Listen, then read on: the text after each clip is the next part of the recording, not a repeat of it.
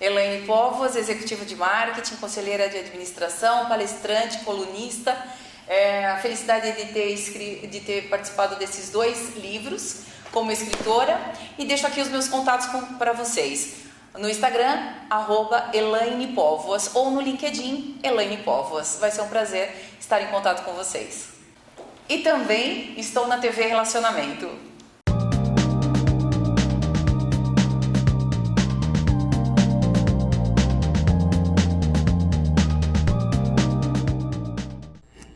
Olá, internautas! Iniciamos mais um programa Gestão Executiva.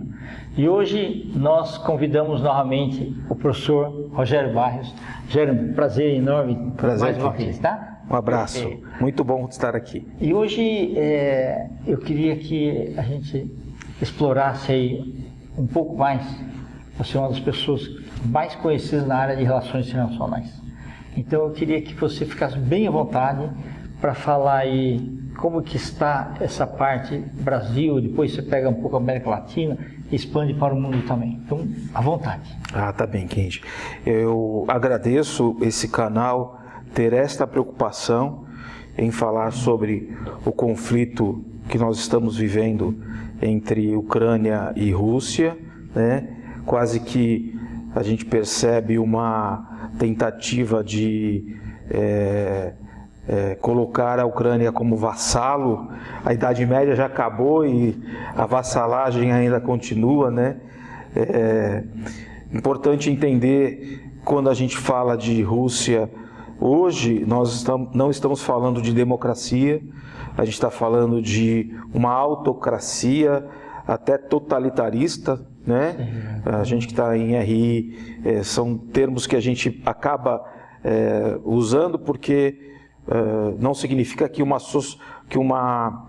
nação com socialismo não possa ser democrata, né? O Chile é um socialismo democrata, o México também, outros países, Portugal, Espanha, todos são democracias socialistas, mas a Rússia, que digamos é a precursora do socialismo, não tem nada de democracia hoje, até pelo que está acontecendo. Mas, falando um pouquinho sobre o Brasil, até para a gente começar a configurar essa história, nós temos aí o Brasil numa posição que alguns dizem: o Brasil tem que tomar partido, o Brasil não tem que tomar partido.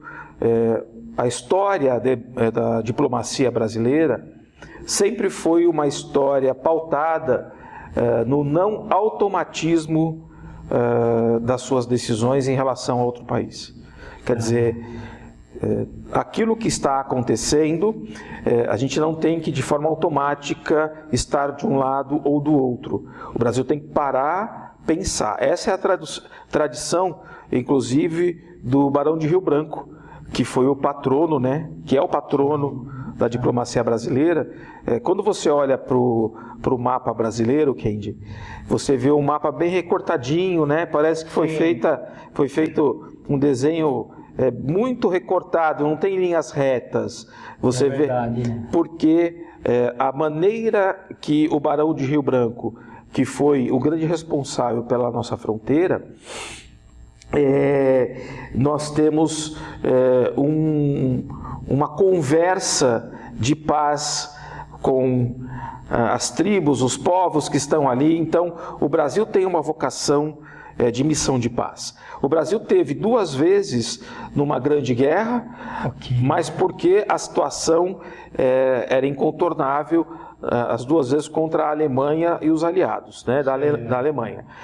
Mas o Brasil não tem vocação bélica para estar numa guerra, não tem recursos bélicos para estar numa guerra. Verdade. Né? Então o Brasil precisa, o mais rápido possível, começar a praticar os termos de paz, não mandando missões de paz agora, porque no meio da bomba não existe paz. Mas, deste momento, começar a sentar nos fóruns internacionais e mudar o discurso que a gente está vendo do presidente da República, né? O discurso, ele está no meio do caminho, né? Então, essa maneira da atuação do Itamaraty precisa estar um pouco mais aprumada no que tange à paz e deixando clara a relação que há entre Rússia e Ucrânia, Sim. que o Brasil não pode permitir, como signatário da ONU, não pode permitir que uma nação invada o território da outra. Sim. Não pode. Então, assim, estamos em missão de paz, o nosso discurso é de paz, mas nós não defendemos em momento algum a invasão de terras, porque daqui a um pouco os Estados Unidos podem invadir Cuba, o Brasil, a Argentina, o Uruguai, o Paraguai. Então a gente vai voltar isso para um tempo que não existe mais, né? Então há um equívoco da parte da Rússia nessa tentativa de colocar a Ucrânia como vassala. Importante a gente perceber que quando a gente olha para o mapa da Europa, da França, e a gente vai fazendo meio que um corredor no território até o leste europeu, a gente tem lá França, Alemanha, Suíça, Áustria, República Tcheca, Hungria, Eslováquia, Eslovênia, depois a gente entra com a Romênia. Há um corredor que o último pedaço de terra, antes de chegar no Mar Negro, Sim. é a Ucrânia. Então, se a OTAN consegue ter a Ucrânia, há um corredor no Tratado do Atlântico Norte, né, que é a OTAN, Organização do Tratado do Atlântico Norte, a OTAN tem um corredor militarizado que vai do Atlântico ao Mar Negro. Sim. A Rússia se sentiu ofendida a isso, óbvio. Se sentiu ofendida a isso. Por quê? Porque em algum momento a OTAN, quando nasce, diz: a gente não vai avançar com as coisas da OTAN para o leste europeu. Hoje, todos os países do leste europeu praticamente fazem parte da OTAN. Certo. Né? Então, o Putin, a partir daí, ele tendo na Ucrânia um dia o território que foi da União Soviética, Sim. foi do Império Russo. Existiram 10 czares na Rússia, 10 czares. Né? Dos 10 czares, a Ucrânia sempre foi um território russo, que fica na margem leste. Então,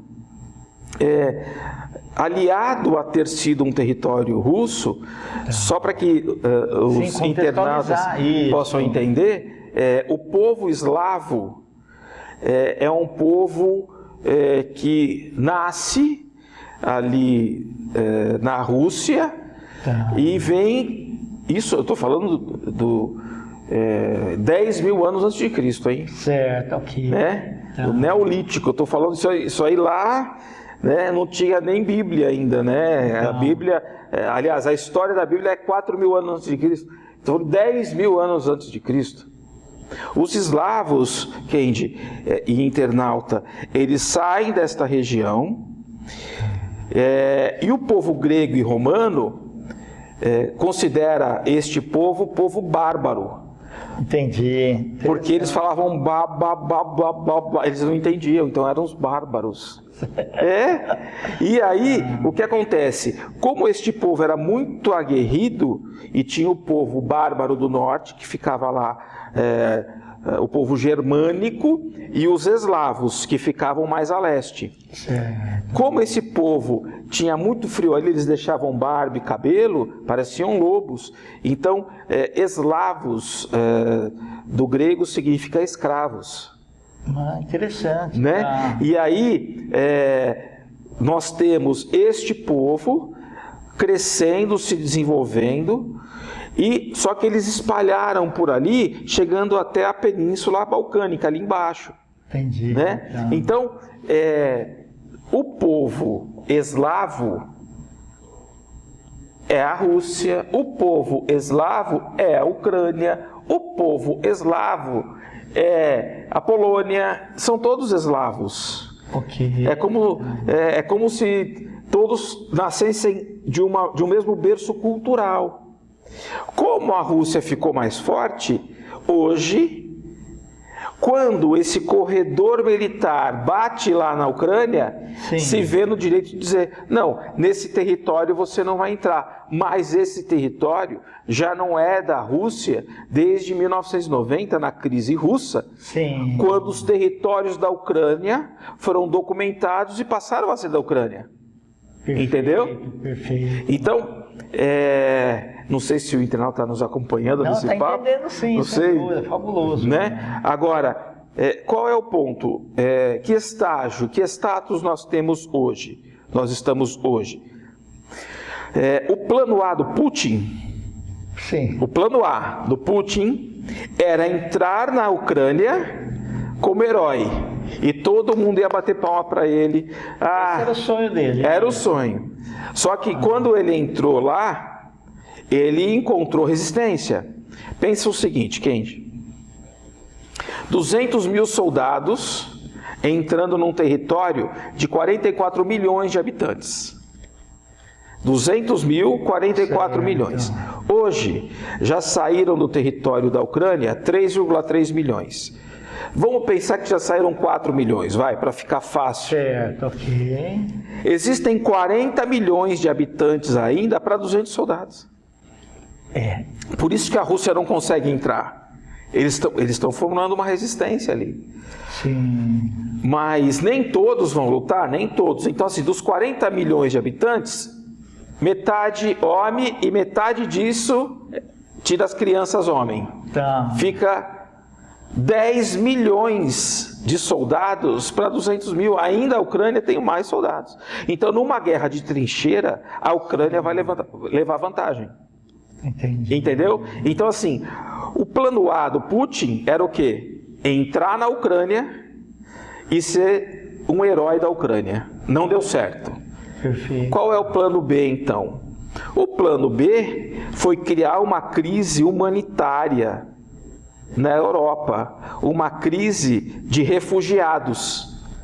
Então, imagina, quase 4 milhões de pessoas saindo da Ucrânia, Sim. quase 4 milhões saindo da Ucrânia, Aqueles corredores lá, né? e indo para a Polônia, para a Hungria, para a Áustria, para a Romênia, né? Sim. Uma coisa é você receber 3 pessoas da sua família um final de semana. Outra coisa é você receber toda a sua família durante um ano.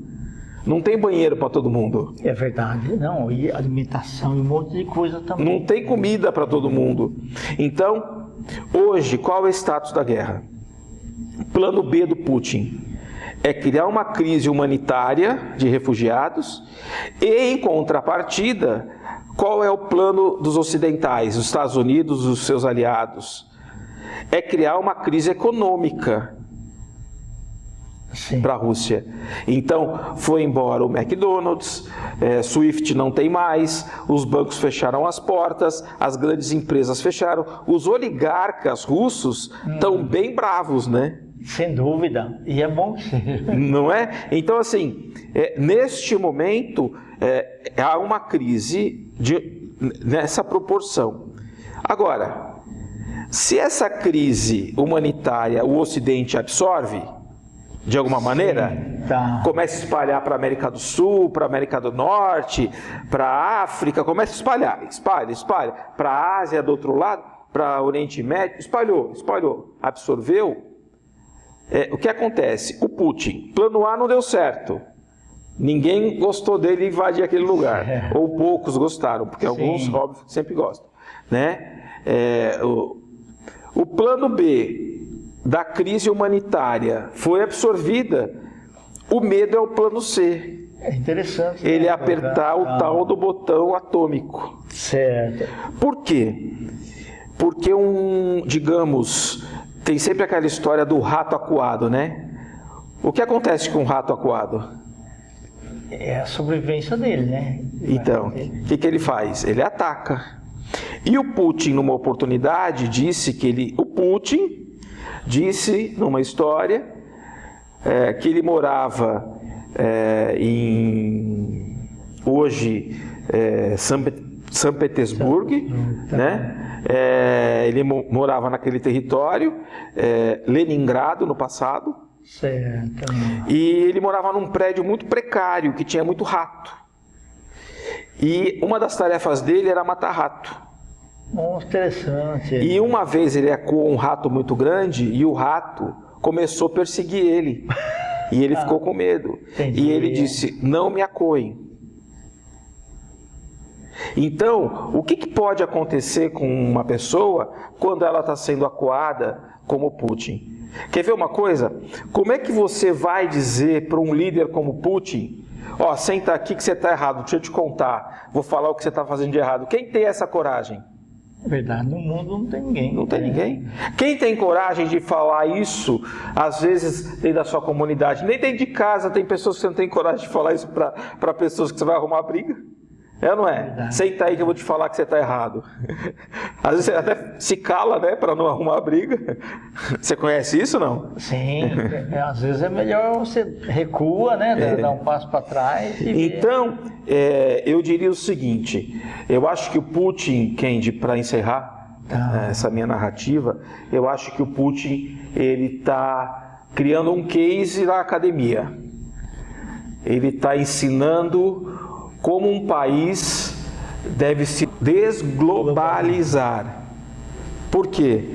Porque no momento em que ele abre mão daquilo que são os fluxos de capital que mantém o país dele, Sim. né? Das parcerias, só para você entender, 85% dos fertilizantes brasileiros vem de lá.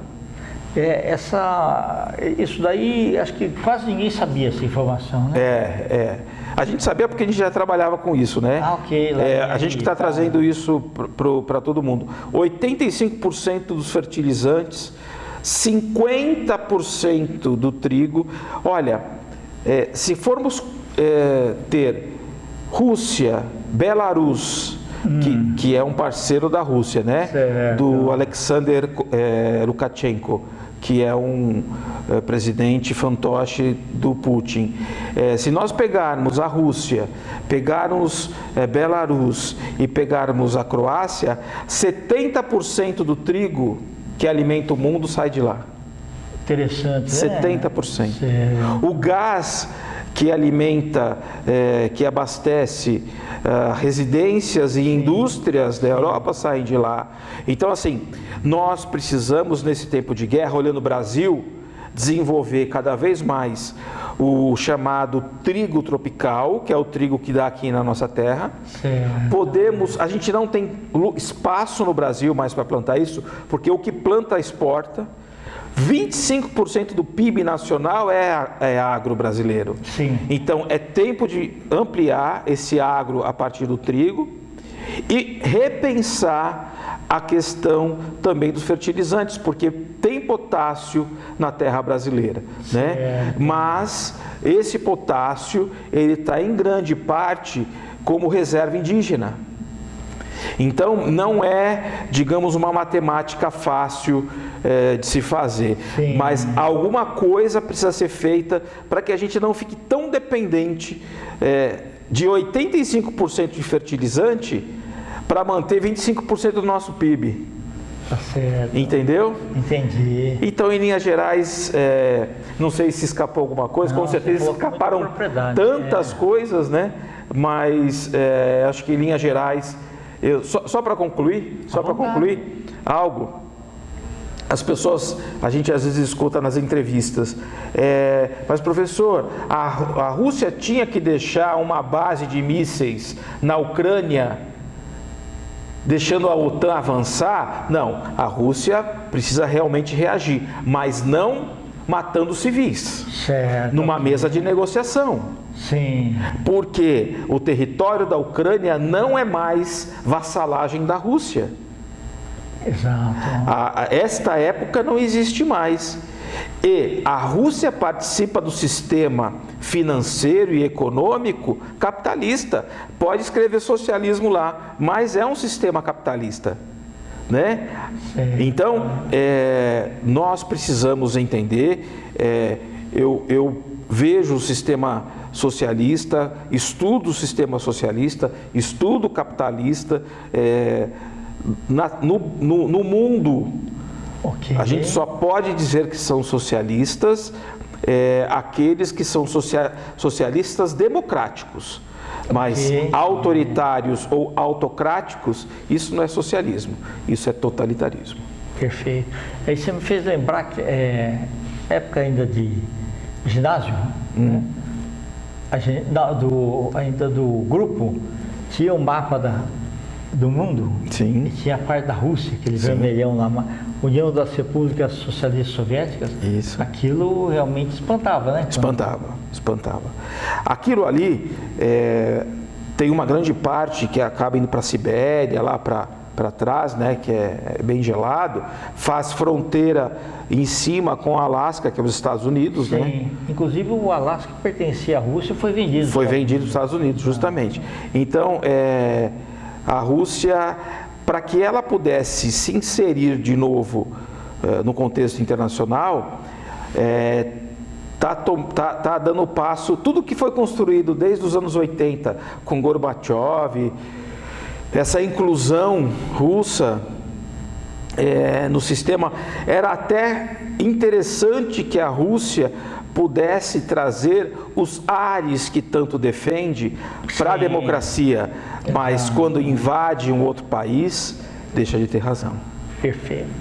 Rogério, muito obrigado, viu? Eu acho que esse bate-papo sobre relações internacionais, no momento em que o mundo está passando por essas transformações, ele foi muito válido, né? E você sempre bem-vindo aqui. Muito obrigado, Kendi, aos nossos internautas, e até a próxima. Perfeito. Internautas, com os agradecimentos ao professor Rogério Barrios, nós finalizamos mais um Gestão Executiva. Um grande abraço e até a próxima.